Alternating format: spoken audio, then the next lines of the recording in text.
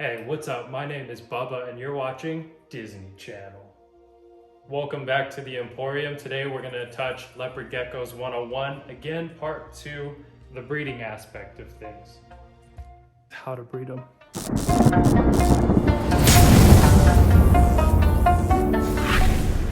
Alright, even though leopard geckos are one of the easiest reptiles to keep and being so prolific, they're also one of the easiest things to breed. But there's so much that goes on behind the scenes that you want to make sure you get correct when you go into breeding to make sure that the animals get exactly what they need. If you're wanting to get that desire of breeding and having these babies, I think you should be able to take care of these guys properly. And not just for the breeding aspect, but for longevity wise, because at some point we do retire our breeders and they enjoy the rest of their lives with us or another lovely home. First up right here, this is Hella Orange. He's going to be a male Clown Inferno cross, and I'll go ahead and show you how to identify a male. You see his femoral pores that are very visible. I'll go ahead and circle those so you guys can see them. And he also has bulging at the base of his tail. He's about to go into shed. He gets a little dark and a little cranky right before he sheds. He's been chilling out in his hide box, but I'll go ahead and show you one more time. It's easier, honestly, to do it like this, but then you get people, oh, don't pick him up by his tail. But when you know what you're doing, you can do this correctly. And as you can see, his femoral pores are very prominent and he's about to shed, so I'll get some of those little sperm plugs up. This right here is our lovely girl Pepper. She is a female that has already given us one clutch, and she's developing another clutch of eggs inside her little belly for us, so she is gravid. I'll go ahead and show you how we check her. Gently lift up. You can see eggs developing here and right here, those white circles with the red outline, and as you can see, lack of femoral pores. You should note that the main thing you're looking for here is femoral pores. Don't go by bulges because you'll have some beefy females that will have bulges at the base of their tail as well. All right, what's up? So while I talk about supplementation and how to get super healthy eggs throughout your whole season, I'm gonna let these girls crawl around in the background. These are a few of our 2021 babies and one from our buddy over at Upstate Exotic Reptiles. Supplementation and gut loading your insects is probably one of the most important aspects to breeding, and we'll quickly go through and touch on some of our favorite minerals to use and supplements. We also have a video out that covers in depth what each one of these supplements does and how it benefits the animal. So briefly, let's get straight into it. First up, let's cover something that isn't as widely talked about, vitamin A. Where can you get this? You can get this on Rainbow Mealworms, Amazon, etc. Just do a Google search and get you some of this. So vitamin A, what does this do? If you have any animals that are hatching with kinked eyelids, lack thereof, missing eyelids, short tails, stunted growth, it's usually a vitamin A deficiency if your incubator is reliable and isn't fluctuating, which will also cause those issues. But vitamin A, it's really not that talked about, and it's a cool coloration. It's like almost like a blue, and yeah, don't miss out on this stuff. Another one you may have never heard of is Spirulina. This is going to be pretty much superfood. It's going to be raw protein, and it has vitamins A, B, C, and E naturally in it, and it's going to be also something that gives it a little color enhance. And this isn't unnatural, you know. Color enhancing is not me genetically modifying these animals. It's giving them all the nutritional values that they need to naturally shine their best. And while we're at it, another one like that is going to be bee pollen. We started using bee pollen back in 2019 for our bearded dragons and some of the abronia that we were raising up. With some of our discoveries with using bee pollen and the natural coloration that we were able to obtain in our abronia and just how much our bearded dragons loved it, I decided to go ahead and start using small doses on a select few females in 2019 going into my 2020 season. And I had really incredible results, and I'm honestly, this is one of the things that we use and preach about, because when you think about it, all insects are going to have some pollen on them from the bees going around and pollinating all this vegetation and all this fauna essentially. So this is just a little bit more into the innovation side of things. This is really high in sugar too, dextrose. So you want to not really do too much, because you'll notice that leopard geckos can build up calcium sacs under their armpits. It's an extra spot for them to store fat and extra supplementation and minerals. So when you do see them starting to build some of that stuff off, don't use this every time you supplement. Same thing with everything. Too much good stuff is a bad stuff, like mineral. This has trace vitamin elements that we love to toss in there, but at the same time, this isn't the calcium that we're using as our staple. We use pure calcium with vitamin D3.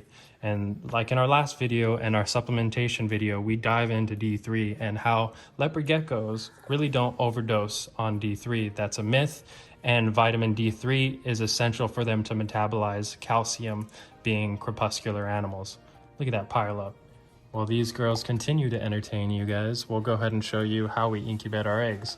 I like to incubate by clutch. So this right here is going to be perlite. Natural perlite, make sure you don't get any infused with Miracle Grow or fertilizer. This is light diffuser cut out, we picked up from Lowe's. And I like to have my eggs rest on the light diffuser instead of being straight on the medium. They have a lot more leeway when it comes to mold being too dry, too wet. This kind of is your middleman in between that. The eggs do a really good job of expanding and contracting as they needed. They'll get dense when they don't have enough humidity, and then they will also plump right back up when the humidity is just right. So what we do is we put that in there, set the 2 eggs in, and we'll put a little bit of perlite around the sides to keep them in. Classic spray down, like for this, I would do a 1-1 ratio, especially when these guys aren't going to be touching the bottom at all or being surrounded by substrate. Another one that we tried using this year is going to be Pangea Hatch. It's a really cool one, but I don't really need to do anything. Like, I could also just put water under here if I wanted to. I just really like perlite, and having the eggs surrounded by perlite on the top, dry perlite, also prevents them from rolling around when I'm checking on them and being impatient. When is my leopard gecko ready to breed? Your leopard gecko will probably ovulate at 6 to 8 months old, their first ovulation. I recommend not hitting that, because now we have geckos that are growing about 60 to 80 grams for females, and you'll see males casually getting 80 to 100 grams nowadays. It's not those geckos we originally brought in that were breeding at 35 grams. We breed our females at 55 grams a minimum, but 65 tends to be that golden standard.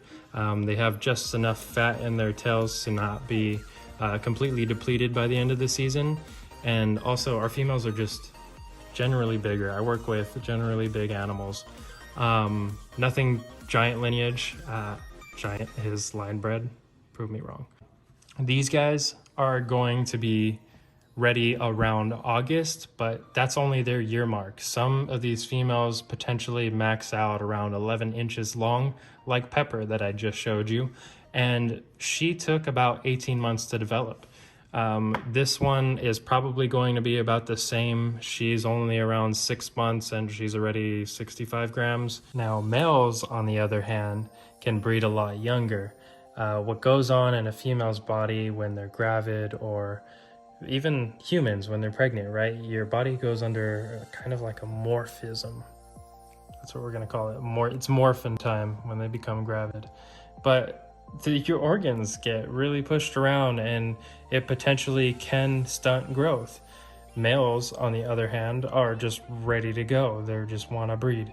One of our youngest males started pairing around 6 months, and he was ready to go. He was just a big boy, and that was hella orange.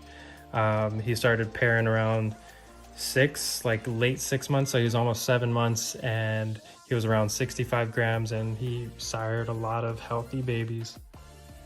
So, I mean, it's possible, but also you just want to have the best interest of your animal. Go by your animal. Like I said, learn how to read your animals and what they need as individuals. Now, it's important to note that females can and will produce 28 eggs potentially per season. I've had first year females lay 28 eggs in a season, 2 of them the same year. Now, not all of these eggs are healthy, but imagine if they were and you bred a buttload of geckos your first season around and didn't know what to expect. These are some of our laying bins. These are 35 quart, bigger than a 20 gallons floor space. These are for our laying females and adults. As you can see, we also make sure to keep track, and we also have Husbandry Pro as our software to make sure that we're on top of everything come breeding time. And as you can see, we're already preparing some of these tubs for some of our babies as they're growing out and hitting the juvenile rack over there as well. So there's a lot to potentially get overwhelmed by, and my best advice would be to start small and with a passion in mind.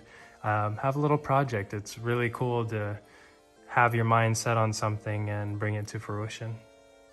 I'll go ahead and show you what it's really like and what I have going on in here. These ones, I know that these are going to be my holdbacks from last year. I'm not even going to look at their ovulations until August. I don't have to worry about them. These are more for notes right here. Those ones are going to be more later than August. Right here, these guys were paired. It's a visual lock and 2 in development, so I know she's holding on to 2 eggs. These guys were paired, visual lock, and she stayed overnight, so multiple locks potentially. Most times I won't have them stay overnight, but with this paired visual lock, I just wanted to ensure that she gets the right amount of sperm to be able to retain those 6 months and while she's laying those extended clutches, because they will keep pushing them out. All right, last laid, I want to make sure that I'm checking and not missing the eggs once they come out of their little spot, because sometimes these females don't like to lay them in their lay box. She gave us 2 healthy ones, and we'll roll the clip now. All right, this right here is going to be one of my white and yellow magma rainwater albinos, and she is an awesome layer. I'm pretty sure she laid another one. This would be her 3rd clutch. Kind of show you guys what it looks like. What I noticed right away is everything's kind of piled up towards the hot side, as it should be. And she looks a little thin right here, right by her hind legs. You see that little indent? And obviously, there's a little dirt everywhere. Let's get her out gently. She's a really good girl, and then we'll go ahead and look for some eggies.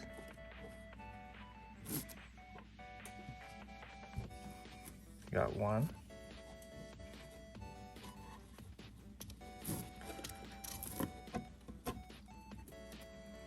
Really nice egg again. And I got 2. These are really awesome. You're doing a wonderful job, Mama. And as you can see, she's using her calcium too. Look at you. Good girl. She needs to re-up on these worms. These worms are doing so well that they're just pupating and turning into beetles. They want to breed for me, but no. 2 healthy eggs. We'll show you how to look for embryos. All right, now Joe's going to show you how we find these embryos. You kind of rotate until you see a little pink. These eggs are hard to see. Did you see where I made the mark? Right there, you see that? That little pink? See if I can put my finger in it. That little circle right there. It's hard to see with EcoEarth, but that's where we're gonna go ahead and make our mark and set it down in there. I'll show you what a healthy egg looks like in development. This right here is an egg on day 55 from that same female. And as you can see, it's really pink, and towards the bottom where the air bubble is across from, you'll see it gets really dark. Really cool. And we'll go ahead and put these in there now. So these are the new set of eggs. This is her first clutch from December 8th. This is her second clutch from January 5th. And this is her third clutch today on February 2nd. So this is how I incubate these guys. This is over Pangea hatch. and the eggs are elevated above the medium. So all they're doing is getting that water just absorbed whenever they need it. These are from a separate female. This is another way we incubate. This is perlite. And in between, so they're not sitting directly in the medium, there's going to be a light diffuser. You can see it kind of right there. They're sitting on top of the substrate, on top of the light diffuser, and the perlite on top is just so they don't roll. And when we say clutches, you assume 2, but it's very possible for females to lay single eggs. Usually it's at the very start or at the very end, but don't be surprised if halfway through the season she only has 1 egg in her. That's totally fine. Give them some time. It's on their time. This is essentially how the male signifies to the female that he is ready to breed and about to mount. And this is why body language is important. Here she's telling him no, she's already fertilized. There's one other thing I may have forgotten, but we toss our females into the male's enclosure and we remove his humid hides and his regular hides so there's no obstructions.